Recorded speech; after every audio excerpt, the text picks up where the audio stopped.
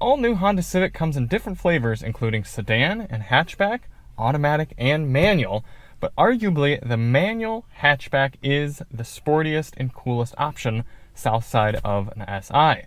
But how does that compare on the highway with the CVT transmission in the same form factor for fuel economy? Today we find out.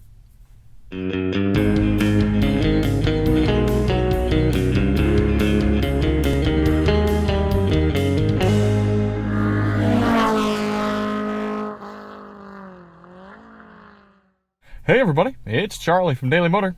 Today we've got the real-world highway fuel economy test on the 2022 Honda Civic Sport Hatchback Touring Manual.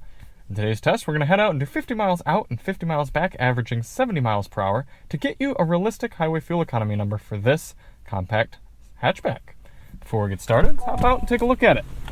This one's quite different than the red automatic that we had earlier this year. To be honest, I kind of liked the red better, but I can see why someone would like this sort of bluish gray paint. It's a fun color. It's kind of in vogue right now. I do really like these wheels. And even though this is not the hatchiest of hatchbacks, I do still like the extra function and the form that the hatch gives. So if you do want to see more on the Civic, you can check the link in the description. We're actually not doing much on this car specifically because there's not really too much point in reviewing a sound system we've already reviewed or doing too much of a review on a car that we've already reviewed. But we will do a little members only sound test on this drive and, of course, this fuel economy test. So why do we do this test? Well, as we fire it up here, the EPA's highway fuel economy test, which gives this car 37 miles per gallon, 1 mile per gallon below the automatic. Oh, this is not the best turning radius, is it? That test only averages 48 miles per hour. We know there are plenty of people who use their cars on long road trips and would like to know what sort of numbers you can realistically expect in the real world. Quick side note, look at that person who wanted to park their V6 and or EcoBoost Mustang taking up pretty much 3 spots horizontally in the parking lot there. That is pretty goofy. Anyway, in order to test that, we're going to head over to the gas station here, fill up, go out and do 100 miles, come back, fill up at the same pump using the same 3-click fueling method, and get a result. A few things to note for today. Outside temperature is currently 67 degrees Fahrenheit. Our tire pressures have been set to the door placard, 33 psi front, 32 psi rear, and that's cold. We're going to run the climate control at 73 degrees auto. I should get that on right now, at least kind of get it started here. Now yes, that might use the condenser a little bit, use the air conditioning, but that's how people travel in the real world, and without it, we would roast. We'll get over here and fill this thing up. 4.038 gallons going in for our first fill. Before we actually start the engine, we're going to reset the car's trip computer and our GPS. Maybe. Is this screen going to go away? I am 100% buckled. Tell me, give me my screen. There we go. And we're ready to begin. We do have a little econ button here. That's the closest thing we have to a drive mode, so I'm going to enable that. And then we're going to take it nice and easy over to the highway. It's about half a mile away, and pick up the test from there. The goal of this test isn't to hypermile. We're not trying to get the best possible fuel economy, but a realistic number. So in order to do that, we're going to get up to highway speed here at a reasonable pace and set our cruise control at a GPS indicated 72 miles per hour. That should allow us to average 70 over the whole test. Looks like I'm going to have to duck in behind this semi-truck. I don't really feel like flooring it and trying to get in front of him. I also don't know why he has his blinker on, because there's no off-ramp here. Oh, now he's just got his hazards on. He is not having a good time. A little bit harder than I'd like to be on it, getting up to highway speed, but sometimes you gotta do what you gotta do. Down into 6th gear, and up to speed. It's a little noisy in here. Not the quietest car in the world, but again, you gotta think of the price point. Looks like the speedometer is remarkably accurate, though. Well, a little bit high. It looks like 72 is gonna get us 72. We're gonna set the cruise, and we get to take advantage of Honda's excellent active lane keeping that they put in the new Civic Touring model.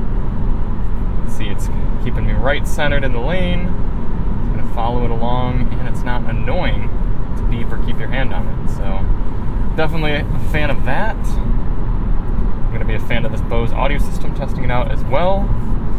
So I'm going to sit back, relax, and enjoy this for the next hour or so. meantime, we'll enjoy this time lapse of the entire trip.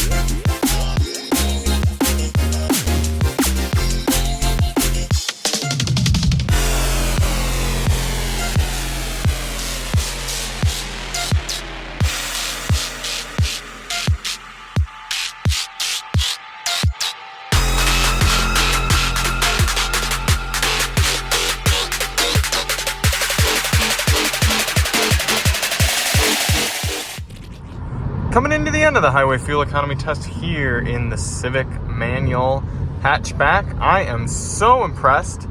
Look at that. 43.7 according to the car's trip readout. That is really quite good. Quite a bit better than EPA and better than the 38 we got with the CVT and the 41 we got in the sedan CVT. So, who knows how good it'll actually be by the time we get to the pump and fill up. But if it's even above 40, I will be very happy because, you know, the EPA's test for manual cars, it actually requires them to shift at certain points. So it's not necessarily reflective of how a manual is going to do just chilling on the highway, sitting in 6th gear like this. Quick side note, my GoPro died while shooting members only sound tests. So I'm going to get that a little bit charged up and hopefully have it going for the end of this test. But iPhone to the rescue. Other than that, it's been a nice place to chill.